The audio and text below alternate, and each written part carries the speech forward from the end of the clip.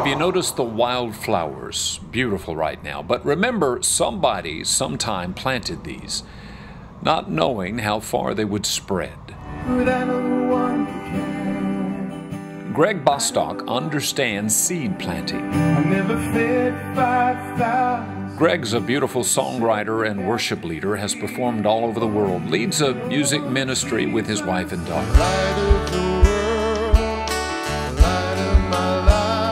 But 32 years ago, Greg was a lost soul in the back of a yellow Camaro. Well, Matt would take groups of young people out on the streets of our small town, and we would literally share Jesus with our peers. First he said, "Hey, I want to tell you about my best friend. Do you guys know him?" And we're thinking, no, we probably do. Who is he? Because everybody knows everybody in a small town. And he says, his name's Jesus. That's him right there, Matt, a youth pastor at the time. Now, Greg is not really into Jesus, but he is impressed by this bold young man, not much older than he. Jesus can be your best friend. You can have a personal relationship with him. And I thought, wow, I have never heard that before.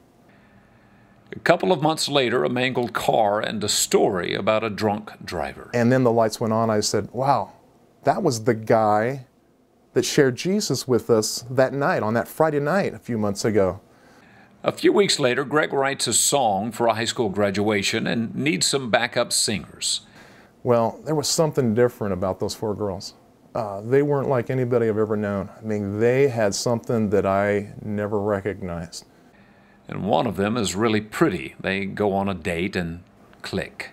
And Glenda shared Jesus in a way I've never heard before, that he can be our personal friend.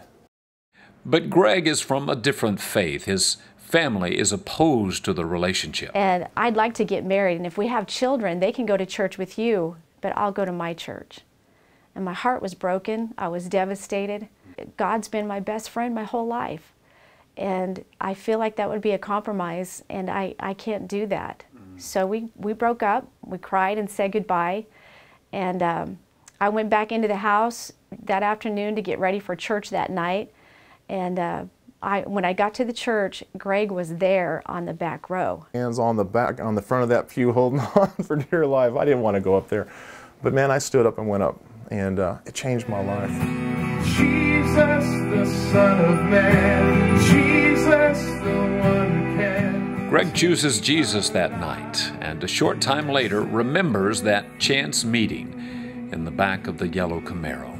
I started sharing about this guy named Matt that shared Jesus with me a few months ago, and she got real emotional and silent, and she said, "That was my boyfriend."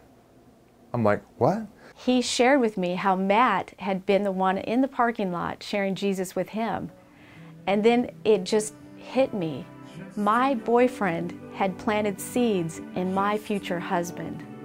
Our God is an incredible God who knows the plans He has for us, plans for a hope in a future, to prosper us and not to harm us. So like an eagle in the head. Fast forward 32 years. Greg and Glenda's three girls are all involved in full-time ministry. Anna still sings with Mom and Dad. They travel the world sharing their story.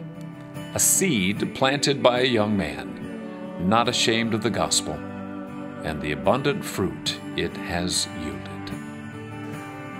Our heart is that our music will change lives, that will touch hearts, that will transform people, that people will see that Jesus is real, that He is powerful, and that He is life-changing. I can soar like eagles.